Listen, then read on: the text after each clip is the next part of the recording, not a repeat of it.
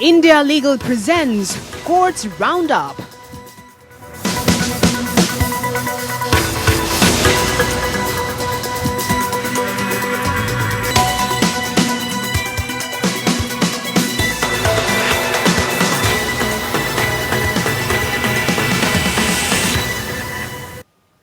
नमस्कार, मैं हूं मीनाक्षी। कोर्ट्स राउंडअप में आपका स्वागत है। इस बुलेटिन में अगले आधे घंटे हम आपको कोर्ट से जुड़े तमाम छोटी बड़ी खबरों से रूबरू कराएंगे। कोर्ट की कार्यवाही और सुप्रीम कोर्ट से लेकर हाई कोर्ट और लोअर कोर्ट तक के फैसलों को आपके सामने रखेंगे। आगे बढ़ने से पहले पेश हैं headlines.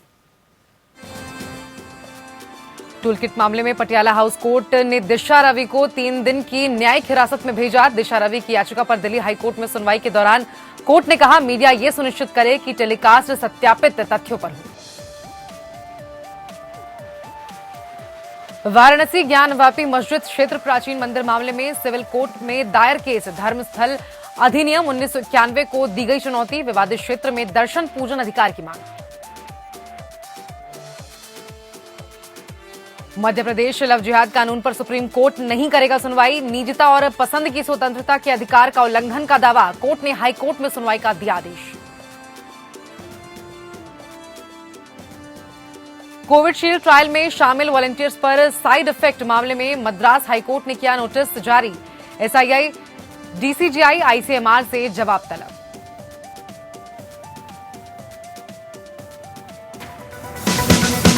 India Legal presents Courts Roundup.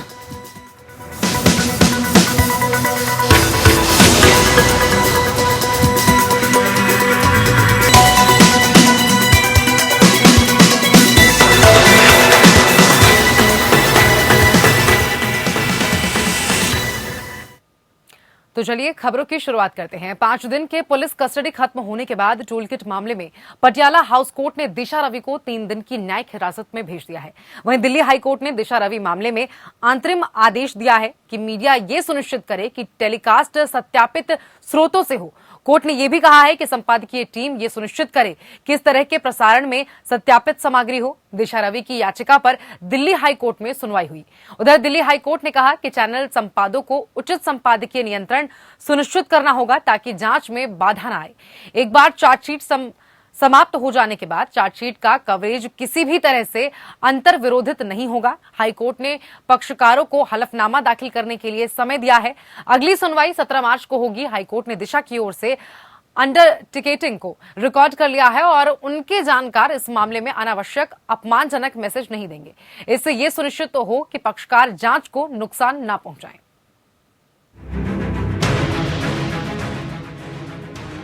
Delhi उच्च न्यायालय ने माना है कि टूलकिट मामले का हालिया कवरेज निश्चित रूप से दिखाता है कि मीडिया द्वारा सनसनीखेज रिपोर्टिंग की गई है। न्यायमूर्ति प्रतिभा सिंह की खंडपीठ ने टाइम्स नाउ, इंडिया टुडे और न्यूज 18 चैनल के संपादकों को निर्देश दिया कि सूचनाओं का प्रसार करते समय उचित संपादकीय नियंत्रण का उपयोग सुनिश्चित करें ताकि जाँच प्रभावित न हो। कोर्ट ने टिप्पणियां एक्टिविस्ट दिशा रवि की याचिका पर सुनवाई करते हुए की, जिसमें इंडिया टुडे, टाइम्स नाउ और न्यूज 18 के खिलाफ टूलकिट मामले में हिंसक रिपोर्टिंग की शिकायत की गई थी और कहा गया था कि चैनलों ने कथित तौर पर एक तरफा रिपोर्ट चलाई। रवि ने टूलकिट मामले में दायर प्राथमिकी से संबंधित किसी भी जांच सामग्री को लीक करने से दिल्ली पुलिस को रोकने की भी मांग की थी। हाईकोर्ट ने कहा कि निजता के अधिकार, देश की संप्रभुता और अखंडता और बोलने की स्वतंत्रता को संतुलित करने की जरूरत है। कोर्ट ने मीडिया रिपोर्टों की सत्यता पर भी आरक्षण व्यक्त किया, क्योंकि दिल्ली पुलिस ने मीडिया हाउसों के साथ किसी भी जानकारी को साझा करने से स्पष्ट रूप से इनकार कर दिया। अदालत ने अपने आदेश में कहा, जबकि एक पत्रकार को अपने स्रोत को प्रकट करने के लिए नहीं कहा जा सकता है, लेकिन वो प्रामाणिक होना चाहिए। दिल्ली पुलिस का दावा है कि कुछ भी लीक नहीं हुआ है, जबकि मीडिया इसके विपरीत दावा करता है। खंडपीठ ने कहा, जबकि प्रेस ब्रीफिंग की जाती है, आमतौर पर मीडिया इस तरह के सनसनीखेज तरीके से जानकारी का प्रसार नहीं कर सकता है। न्यायालय ने चैनल के संपादकों को ये सुनिश्चित करने का निर्देश दिया कि जांच को सुनिश्चित करने के लिए सूचना का प्रसार करते समय उचित संपादकीय नियंत्रण का प्रयोग किया जाए। कोर्ट ने दिल्ली पुलिस को गृह मंत्रालय द्वारा जारी किए गए कार्यालय ज्ञापन को सुनिश्चित करने का निर्देश दिया। कोर्ट ने ये भी दिशा निर्देश दिया कि दिशा रवि दिल्ली पुलिस और अन्य अधिकारियों को बदनाम न करे। मामले में उत्तरदाताओं को अपने विस्तृत हलफनामे दाखिल करने के लिए समय दिया गया। दिशा रवि की ओर से पेश वरिष्ठ अधिवक्ता अमित सिब्बल ने अदालत को बताया कि वो जो पहली राहत चाहते हैं वो ये कि सभी प्रतिवादियों को दिशा निर्देश दिए जाएं कि दिशा और ग्रेटा थनबर्ग के बीच कथित व्हाट्सएप चैट के संदर्भ न दिए जाएं। सिब्बल ने दिल्ली पुलिस को निर्देश देने की मांग की कि वो चार्जशीट दाखिल होने तक जांच या किसी भी सामग्री को जो केस फाइल का हिस्सा है मीडिया तक न पहुंचाएं। उन्होंने कहा कि मामले की जांच से जुड़ी जानकारी को मीडिया तक पहुंचाने से उन्हें रोका जाना चाहिए।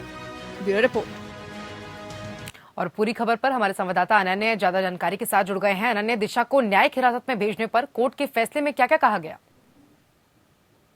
आज 3 दिन की न्यायिक हिरासत में दिशा रवि को भेजा गया है। जी। दूसरी तरफ आपको बताऊं तो कोर्ट में जो पीपी हैं इरफान अहमद, उनकी तरफ से पब्लिक प्रोसिक्यूटर की तरफ से कहा गया कि अपने 5 दिन के जो पुलिस रिमांड का पीरियड था उसमें दिशा इवेसिव रही, यानी कि पुलिस के जितने भी सवाल थे उनके जवाबों को उन्होंने नहीं दिया। दूसरी तरफ ये भी बताया गया कि दिशा की तरफ से एक बेल एप्लीकेशन जो है वो मूव करी गई है, जो कि कल सुबह सेशंस कोर्ट में सुनी जाएगी।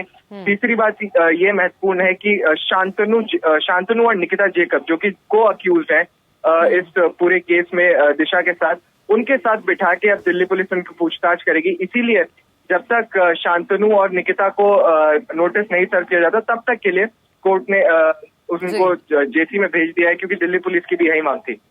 बहुत शुक्रिया अनन्या, हमारे साथ जुड़ने के लिए, तमाम जानकारी हमारे दर्शकों तक पहुंचाने के लिए। और आपको बता दें, उत्तर प्रदेश के वाराणसी में काशी विश्वनाथ की शक्ति पराम्बा श्रृंगार गौरी और आदि विशेश्वर की ओर से ये मुकदमा सिविल कोर्ट में दायर किया गया है। यहां देवी श्रृंगार गौरी की ओर से वकील रंजना अग्निहोत्री, जम्मू कश्मीर के अंकुर शर्मा, जितेंद्र सिंह सहित कई वादी हैं। याचिका में धर्मस्थल अधिनियम 1991 को चुनौती देते हुए इसे संविधान के अनुच्छेद 25 में दिए गए धार्मिक स्वतंत्रता के अधिकार के खिलाफ बताया गया है। इस मामले में याचिकाकर्ताओं के वकील हरिशंकर जैन के मुताबिक याचिका में भारत और उत्तर प्रदेश की सरकार के साथ वाराणसी के जिलाधिकारी, पुलिस अधीक्षक, यूपी सुन्नी सेंट्रल वक्फ बोर्ड, अंजुम इंतजामिया मस्जिद कमेटी और ट्रस्ट ऑफ काशी विश्वनाथ मंदिर को भी पक्षकार बनाया गया है।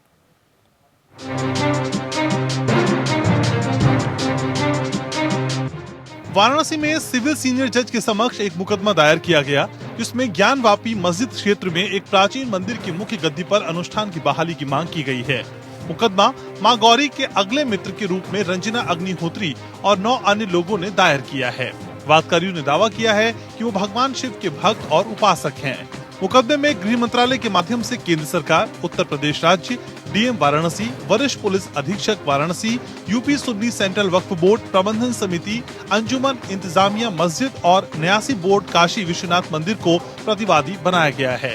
याचिका में मांग की गई है कि देवी गौरी, भगवान हनुमान, भगवान गणेश जी, नंद जी और भगवान विशेश्वर के भक्तों को विवादित क्षेत्र में दर्शन, पूजन और अनुष्ठान का अधिकार दिया जाए। याचिका में कहा गया कि प्रत्येक नागरिक को अनुच्छेद 25 के तहत अपने धर्म के अनुसार पूजा और अनुष्ठान का मौलिक अधिकार है और 26 जनवरी 1950 से पहले खड़ी की गई कोई भी बाधा अनुच्छेद 13(1) के आधार पर शून्य हो जाती है। याचिका में कहा गया, एक मूर्ति पूजक अपनी पूजा को पूरा नहीं कर सकता है और पूजा की वस्तु के बिना आध्यात्मिक लाभ प्राप्त नहीं कर सकता है। पूजा करने में खड़ी की गई कोई भी बाधा भारत के संविधान के अनुच्छेद 25 के तहत गारंटीकृत धर्म के अधिकार से वंचित किए जाने जैसा है। इसके अलावा वादी ने दावा किया कि 1669 में औरंगजेब के आदेशों से प्राचीन मंदिर को अपवित्र और क्षतिग्रस्त किया गया था। याचिका में कहा गया, ये ऐतिहासिक रूप से सिद्ध है कि 1585 में अकबर के वित्त मंत्री राजा टोडरमल ने, जो कि जौनपुर के गवर्नर थे, ने भगवान शिव मंदिर को अपने मूल स्थान पर पुनर्स्थापित किया था और पुनर्निर्माण कराया था, जिसमें एक केंद्रीय गर्भगृह था जो 8 मंडप और पवेलियनों से घिरा हुआ था, जिसे पुराने मंदिर के रूप में जाना जाता है। याचिका में दावा करते हैं कि पुराणों के अनुसार देवी गौरी की पूजा भगवान विश्वनाथ की पूजा का फल प्राप्त करने के लिए अनिवार्य है। इसके अलावा वादी की ओर से तर्क दिया गया कि भक्त विवादित स्थान पर पूजा करते रहे हैं, जिसे 1990 में मुस्लिमों को खुश करने यूपी सरकार ने अयोध्या आंदोलन के दौर में बंद करा दिया। याचिका में कहा गया कि श्रृंगार गौरी, भगवान गणेश और अन्य सहयोगी देवताओं की मूर्तियां उसी परिसर में हैं। इस दलील को नकारते हुए कि संपत्ति वक्फ बोर्ड की याचिका में कहा गया कि ना तो मुगल शासन के दौरान लिखी गई ऐतिहासिक किताबों और न ही मुस्लिम इतिहासकारों ने कभी ये दावा किया कि औरंगजेब ने आदि विशेश्वर के मंदिर ढांचे को ध्वस्त करने के बाद किसी वक्फ का निर्माण किया या मुस्लिम समुदाय के सदस्य या शासक ने ऐसी संपत्ति वक्फ को समर्पित की। Bureau report, APN। तो आपको बता दें कि सुप्रीम कोर्ट में सरकार और चुनाव आयोग से ई वोटिंग शुरू करने, मतदान प्रणाली को विकेंद्रित करने और अन्य श्रेणियों में पोस्टल वोटिंग की प्रणाली को बढ़ाने संबंधित याचिका दाखिल की गई है। संक्षिप्त सुनवाई के बाद सुप्रीम कोर्ट ने इस पूरे मामले पर सुनवाई के लिए सहमति देते हुए केंद्र सरकार के साथ ही चुनाव आयोग से भी जवाब मांगा है। याचिका में कहा गया है कि देश तमाम वर्ग के वोटर ऐसे हैं जो घर से दूर काम के सिलसिले में होते हैं, जैसे प्रवासी मजदूर हैं जो वोटिंग के समय अपने घर से दूर होते हैं, साथ ही बिजनेस प्रोफेशनल या फिर स्टूडेंट्स घर से दूर रहते हैं। इन तमाम वर्गों को वोटिंग के अधिकार से वंचित होना पड़ता है। ऐसे में सरकार को इन लोगों की सुविधा के लिए ई वोटिंग का विकल्प उपलब्ध कराना चाहिए।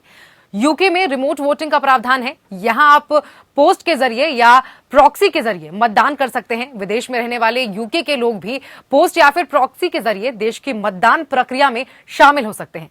वैसे ही प्रॉक्सी वोट से आशय है कि ओरिजिनल वोटर की जगह उसके द्वारा नामित किया गया कोई दूसरा व्यक्ति वोट डालेगा। और चलिए अब खबरों में आगे बढ़ते हैं। आपको बता दें, मध्य प्रदेश धार्मिक स्वतंत्रता अध्यादेश 2020 की संवैधानिक वैधता को चुनौती देने वाली याचिका पर सुप्रीम कोर्ट सुनवाई नहीं करेगा। कोर्ट ने मध्य प्रदेश हाई कोर्ट में सुनवाई करने के लिए कहा है। उधर मामले को लव जिहाद कानून भी कहा जा रहा है, जिसमें याचिकाकर्ता ने निजता और पसंद की स्वतंत्रता के अधिकार का उल्लंघन का दावा किया है।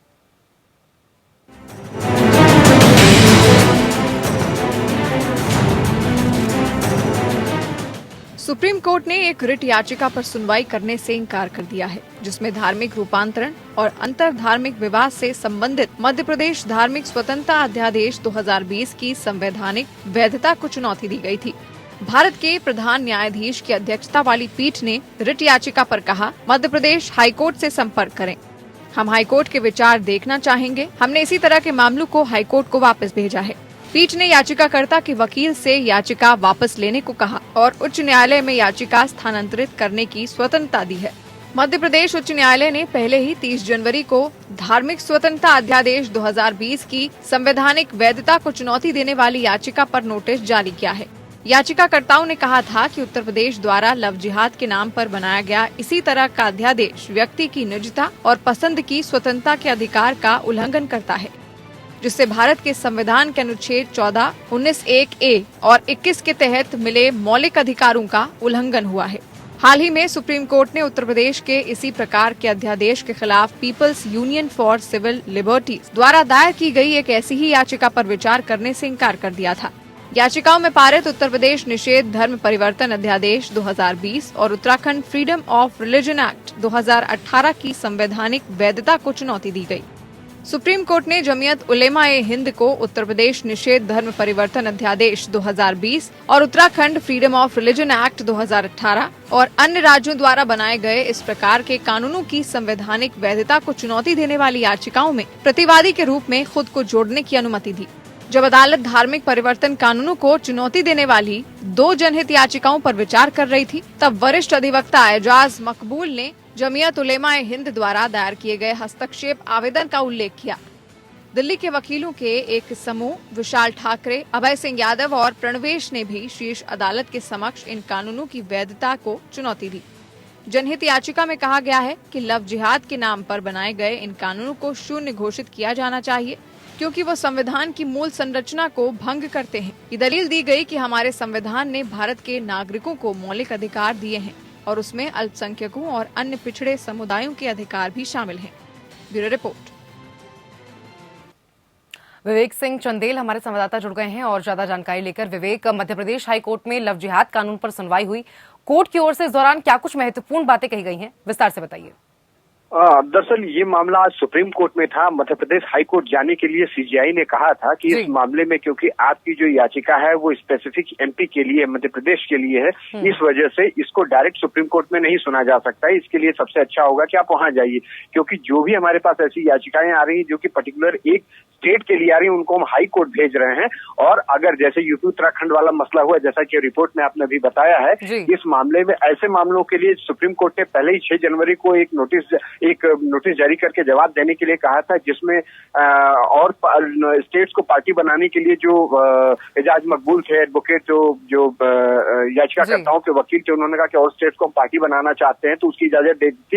लेकिन एमपी के लिए स्पेसिफिकली उन्होंने कहा कि अगर एमपी का आपका मसला सिर्फ एमपी के लिए है तो इसमें आपको हाईकोर्ट जाना पड़ेगा, क्योंकि हाईकोर्ट का ऑब्जर्वेशन हमारे लिए बहुत इंपॉर्टेंट होगा और ये हमारे लिए बहुत महत्वपूर्ण होगा। तो अगर इसमें और चीजें जुड़ती हैं तो समझ में आता है, लेकिन आप स्पेसिफिक एमपी के लिए ही इस वजह आप वहां पे जाएं। और यहीं आपको ये भी बता दें कि 1 महीना हुआ इसको एमपी में आए हुए और एमपी में इसके ऐसे 23 मामले आ गए, क्योंकि उसमें जो वहां के गृह मंत्री हैं उन्होंने ये कहा था कि 23 मामले आ गए हैं। और इसमें सबसे बड़ा ये था कि जब लोगों को बहला फुसलाकर दूसरे धर्म परिवर्तन करके शादी की जाती है तो उसमें 10 साल तक की सजा है। तो बेसिक ये जो याचिकाकर्ता थे उनका ये कहना था कि इसमें सुप्रीम कोर्ट को इंटरवीन करना चाहिए, तो सुप्रीम कोर्ट ने साफ साफ इनकार करते हुए उनको लिबर्टी दे दी कि आप हाईकोर्ट जाके अपने मामले की अपनी बात कहें, क्योंकि आपका स्पेसिफिक ये सिर्फ आपके स्टेट तक ही लिमिटेड है। और उनको हाईकोर्ट जाने का एक खुली छूट देते हुए याचिका को सुनवाई से इनकार कर दिया। जी, बहुत शुक्रिया विवेक आपका हमारे साथ जुड़ने के लिए। तो आम जानकारी हम तक पहुंचाने के लिए खबरों में आगे बढ़ेंगे। मद्रास हाईकोर्ट ने सीरम इंस्टीट्यूट ऑफ इंडिया द्वारा उत्पादित ऑक्सफर्ड एस्ट्राजेनेका वैक्सीन कोविशील्ड के क्लिनिकल ट्रायल में शामिल एक वॉलंटियर द्वारा दायर याचिका पर नोटिस जारी किया है। अपनी याचिका में वॉलंटियर ने वैक्सीन की पहली खुराक लेने के बाद कथित रूप से गंभीर प्रभाव पड़ने का आरोप लगाया है। वॉलंटियर की इस याचिका पर हाईकोर्ट ने भारत सरकार के स्वास्थ्य सचिव के माध्यम से भारत सरकार को नोटिस जारी किया है। इसी तरह ड्रग्स कंट्रोलर जनरल आईसीएमआर के महानिदेशक, सीरम इंस्टीट्यूट के सीईओ, एस्ट्राजेनेका यूके के सीईओ और एथिक्स कमेटी के अध्यक्ष को नोटिस जारी किया गया है। मामले की अगली सुनवाई 26 मार्च को होनी है। साथ ही आपको बता दें कि याचिकाकर्ता ऑफिस रियाज का आरोप है कि ये एक गंभीर साइड इफेक्ट से जूझ रहा है। इसके चलते वो 11 अक्टूबर 2020 से 26 अक्टूबर 2020 तक अस्पताल में भर्ती रहा था। ये इफेक्ट नई वैक्सीन के क्लिनिकल ट्रायल नियम 2019 के नियम 41 के उपनियम ए के सबटीथ नियम 2FF के तहत गंभीर प्रतिकूल घटना SE के रूप में वर्गीकृत किया जा सकता है। ये कहते हुए कि SFI की स्थिति SFI द्वारा बनाई गई वैक्सीन के ट्रायल के परिणाम स्वरूप हुई है। इस वैक्सीन को लेकर याचिकाकर्ता ने यह घोषणा की है, किए जाने की मांग करता है कि ये वैक्सीन सुरक्षित नहीं है और वो उसके और उनके परिवार को हुए कष्टों और आघात के लिए मेडिकल और कानूनी लागत SII को उसे क्षतिपूर्ति के तौर पर 5 करोड़ रुपए दिए जाने के निर्देश देने की मांग भी की है। याचिका में प्रतिदिन के ट्रायल की प्रक्रिया को दर्शाया गया है। इसमें 4 चरण शामिल हैं और इस ट्रायल के चरण 1 का उद्देश्य नई दवा का मनुष्यों पर परीक्षण और उसकी सहनशीलता का अनुमान लगाना है। उसने स्वेच्छा से कोविड-19 के इलाज खोजने के लिए हो रहे प्रयासों को हिस्सा बनने का फैसला किया था। यह भी कहा गया है कि याचिकाकर्ता को प्रदान की गई प्रतिभागी सूचना पत्र से पता चलता है कि वैक्सीन सुरक्षित था और यदि कोई साइड इफेक्ट होगा तो वो बहुत मामूली होगा।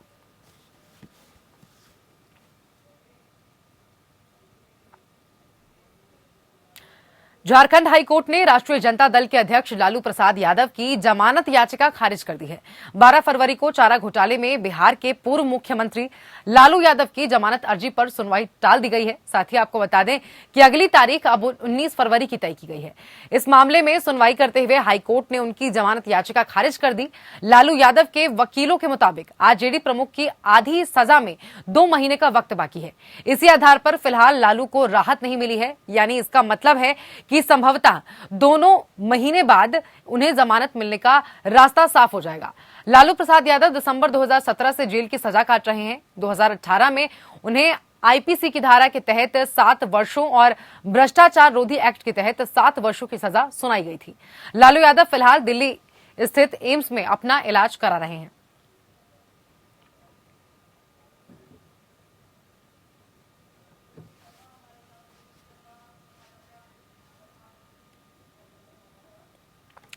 और हमारे संवाददाता और ज्यादा जानकारी लेकर हमारे साथ जुड़ गए हैं। लालू की जमानत याचिका खारिज करते हुए कोर्ट ने और क्या कुछ कहा है, विस्तार से बताइए।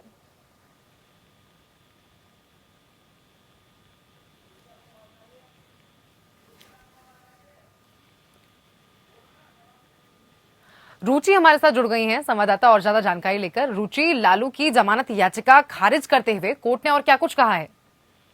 मीनाक्षी, हाफ सेंटेंस के आधार पर इनको लालू यादव को आज काफी इंतजार था और उनके जितने भी समर्थक थे, प्रवक्ता थे, वो काफी संख्या में जो लालू के समर्थक थे वो पहुंचे थे और लोगों को काफी उम्मीदें थी कि लालू यादव को जमानत आज मिल जाएगी, लेकिन उसके बाद काफी निराशा हाथ लगी और हाईकोर्ट ने लालू यादव को गिरफ्तार कर दिया। चलिए, बहुत शुक्रिया रुचि आपका घोटाले की हमारे साथ जुड़ने के लिए, तमाम जानकारी हमारे दर्शकों तक पहुंचाने के लिए। और अब खबरों में आगे बढ़ेंगे। इलाहाबाद हाई कोर्ट ने मिर्जापुर सीरीज के निदेशकों और लेखकों यानी कि करण अंशुमन, गुरमीत सिंह, पुनीत कृष्णा और विनीत कृष्णा की गिरफ्तारी पर रोक लगाई है। न्यायमूर्ति प्रीतिंकर दिवाकर और न्यायमूर्ति दीपक वर्मा की खंडपीठ ने गिरफ्तारी पर रोक लगाते हुए राज्य सरकार और इस मामले में शिकायतकर्ता को नोटिस जारी कर उनका जवाब तलब किया है।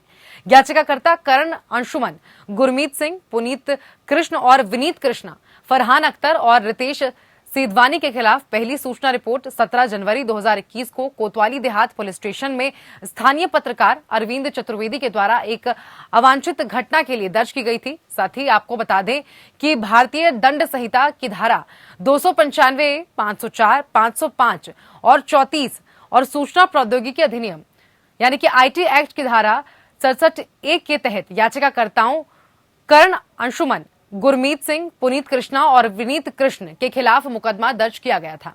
FIR के अनुसार शिकायतकर्ता का प्रथम आरोप है कि मिर्जापुर वेब सीरीज में कुछ सामग्री मिर्जापुर शहर को असामाजिक रूप में दर्शाती है। इसके साथ ही अपराध और अवैध संबंधों को बढ़ावा भी देती है। इसमें अपमानजनक भाषा, जातिवाद और उसमें कानूनी न्यायिक प्रणाली की एक गलत चित्रित किया गया है। FIR में शिकायतकर्ता द्वारा आगे कहा गया है कि जिस तरह से मिर्जापुर शहर का चित्रण किया गया है वो मिर्जापुर की जीवन की वास्तविकता से बहुत दूर और जिससे उनकी भावनाओं को ठेस पहुंचती है।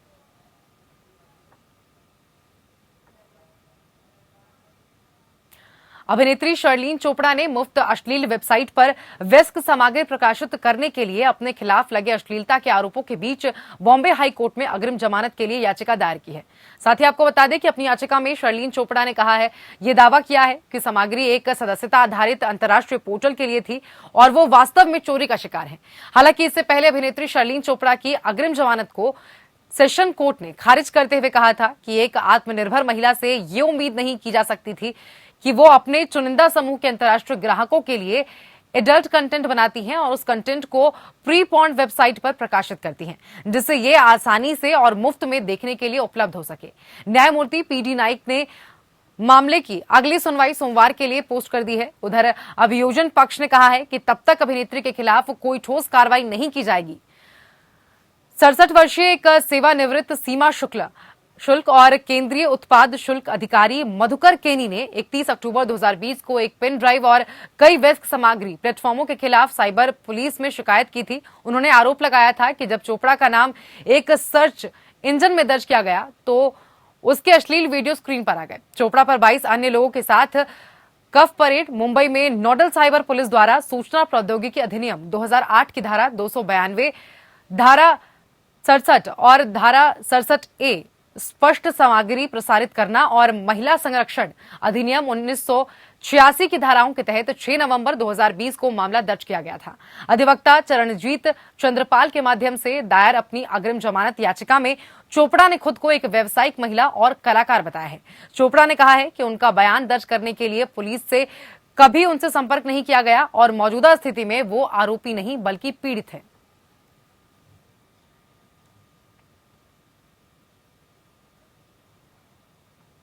और कोर्ट्स की खबरों में फिलहाल इतना ही। देश और दुनिया की बाकी खबरों के लिए आप देखते रहिए APN। India Legal presents Courts Roundup.